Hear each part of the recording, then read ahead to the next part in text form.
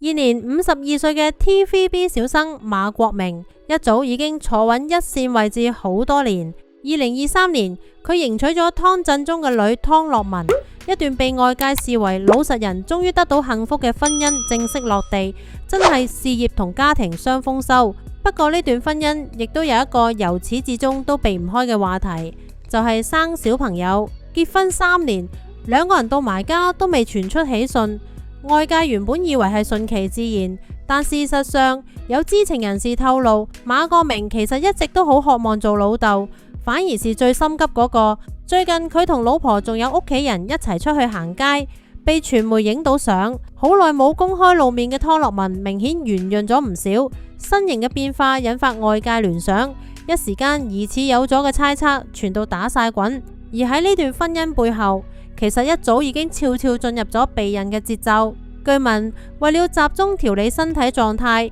湯樂文已經減少甚至暫停拍戲，好耐都冇盡早做嘢，將重心放返喺生活同休養度。而雙方屋企人都好積極配合，由飲食、作息到調理都全面支持，種種跡象加埋，令到呢個做人計劃睇落絕對唔係空穴來風。但對馬國明嚟講，呢份急切又唔單止係年齡問題。52歲嘅佢身邊嘅好兄弟洪永城、蕭正楠等等一早已經做咗老豆，睇住同輩紛紛升級做爸爸，佢想生小朋友嘅心情自然更加真實，更加迫切。不過如果回頭睇返佢嘅感情軌跡，就會明呢份安穩嘅幸福其實得嚟真係一啲都唔容易。入行咁多年，佢一直被外界封為圈中筍盤，份人性格溫和，零緋聞，係典型嘅好男人代表。但感情路卻偏偏屢屢跌宕。佢第一段公開嘅戀情係同胡定欣喺《舞動奇蹟2》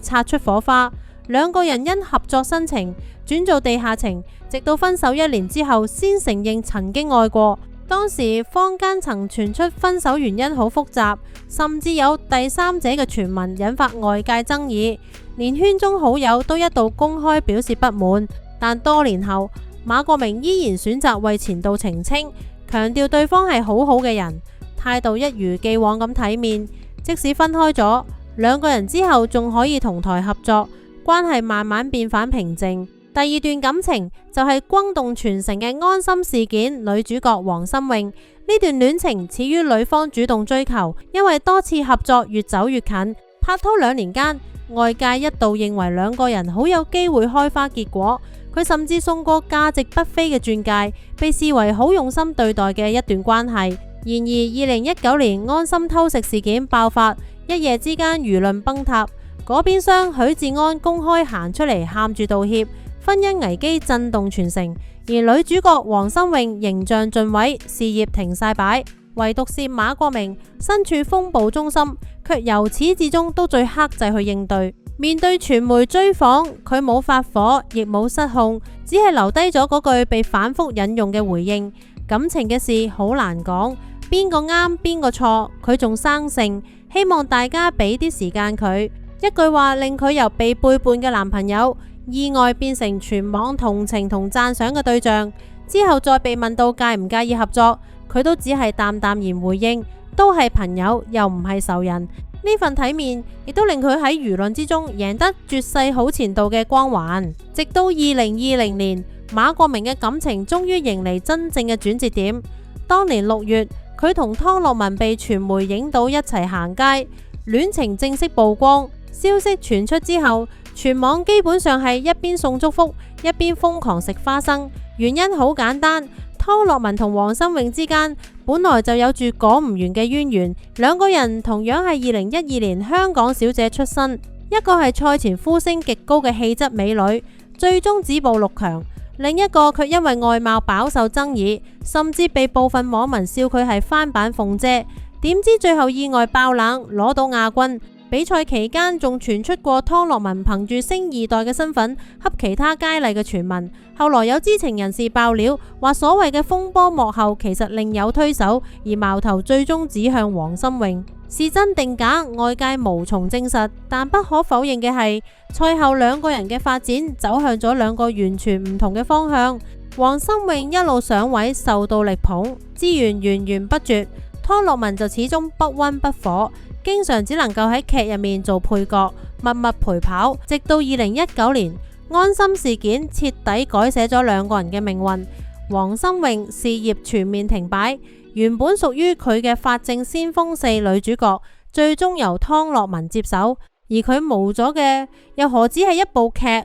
仲有嗰個本來準備攜手行入教堂嘅男人馬國明。只係好多人唔知，馬國明同湯洛雯嘅緣分其實比大家想象中嚟得更加早。早在2016年，兩個人合作電視劇《心理追兇》嘅時候就已經認識。劇入面，湯洛雯飾演馬國明深愛但早逝嘅女朋友，兩個人有唔少親密戲份，愛情故事最終以悲劇收場。戲入面愛而不得，戲外同樣冇擦出火花。原因好簡單，因為當時兩個人各自都有另一半。嗰陣時，湯洛雯正同愛回家嘅演員羅天宇拍緊拖，兩個人直到2018年先正式分手。變返單身之後嘅湯洛雯一度成為娛樂版嘅焦點，黎諾懿、姚子羚、錢導等人都曾經同佢傳出過緋聞，當中討論度最高嘅當屬劉愷威。當時傳媒描繪到繪聲繪影，話幫兩個人牽紅線嘅係林峰嘅表妹林夏薇。聽講林夏薇安排飯局介紹雙方認識，兩個人一見投緣，好快就發展感情。由於劉愷威啱啱離婚，唔想公開戀情，所以一直秘密拍拖，甚至仲有傳聞話佢會借林夏薇部車接送湯洛雯去深圳約會，行蹤相當低調。不過呢段戀情始終停留在傳聞階段，傳媒由始至終都影唔到兩個人同框，連所謂嘅飯局合照後來都被人發現原來係 P 圖。換句話講，湯洛雯呢幾年嘅唔少緋聞，其實更似係娛樂圈一貫嘅捕風捉影。邊個都估唔到，拍戲咁多年嘅馬國明，最終都係逃唔過因戲生情嘅定律。唔同嘅係呢一次，佢終於唔使再迎嚟悲劇。2023年12月，馬國明同湯洛雯飛去泰國蘇梅島舉行婚禮，為呢段相戀3年嘅愛情畫上最圓滿嘅句號。兩個人仲特登揀喺12月16號下晝1點14分公開婚禮相，並寫下一生一世你是我的永遠嘅甜蜜誓言，直情甜到連傳媒都洗晒版。婚後兩個人基本上變咗圈內公認嘅模範夫妻。馬國明事業繼續步步高升，家庭生活亦都穩定幸福。湯洛雯就慢慢放慢事業腳步，將更多時間留俾屋企，得閒陪老公出席下公開活動，享受屬於兩個人嘅小日子。馬國明更曾經公開表示，屋企嘅財政大權全副交晒俾晒老婆管，寵妻狂魔嘅形象深入民心。後來馬國明爸爸離世，湯洛雯全程陪住老公，仲好細心咁扶住好傷心嘅奶奶，幫手處理喪禮大大小小嘅事務。唔少人都大讚佢係真正將自己當成馬家嘅一份子。而馬國明受訪時亦都感嘆過，爸爸雖然打前從來冇催過佢哋生小朋友，但如果能夠見到孫仔出世，相信老人家一定會特別高興。或者正正因為咁，呢幾年圍繞住佢哋嘅話題，始終離唔開同一個問題：到底幾時生小朋友？自從變咗馬太之後，湯洛雯慢慢淡出演藝圈，將重心放返喺屋企。再加上夫妻倆年紀都唔細，外界自然將佢每一次停工、每一次身形變化都同懷孕扯上關係。呢幾年嚟，湯洛雯有咗未？基本上變咗娛樂新聞度3日唔埋2日就會上映嘅固定例題。舊年夏天呢個話題又被點燃咗一次。嗰日兩個人一齊出席商場活動，湯洛雯着住一條白裙現身，本來氣質好甜美，但眼尖嘅網民好快就留意到佢嘅小腹好似有啲隆起。更妙嘅係馬國明呢邊嘅表現亦都非常配合，佢全程拖實老婆隻手，好似護花使者咁寸步不離，神情緊張到好似行錯一步就會出事咁。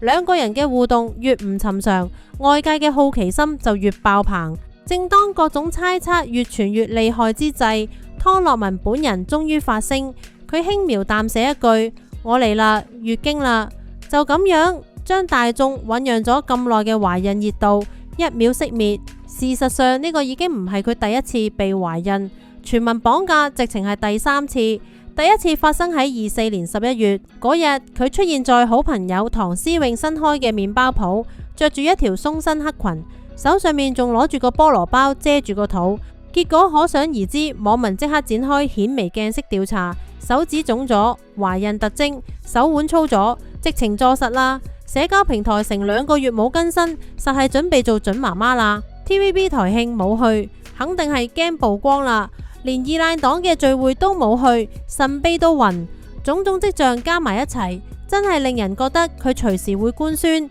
更關鍵嘅係，蕭正楠突然同馬國明講要跟我取下經，呢句話點聽都耐人尋味。再加上有一日馬國明搬屋嗰陣講咗句係時候迎接新身份嗱，呢一句直接將食花生群眾嘅想象空間推到上天花板。然而大家等一等，估一估，由冬天等到夏天，由第一波傳聞等到第3波，始終都未等到一個清清楚楚嘅好消息。依家越過頭睇，當初嗰啲所謂嘅蛛絲馬跡，或者都只係一次又一次美麗嘅巧合。不過呢幾年嚟，外界對呢對夫妻嘅期待卻從來冇隨住時間而減少，因為大家都知道馬國明一直都好想做老豆，而湯樂文亦都一直好認真咁等待住屬於佢哋嘅小生命。或者呢一次大家見到嘅人味依然只係估估下，又或者好消息真係已經喺條路度緊，答案始終還是要留俾時間。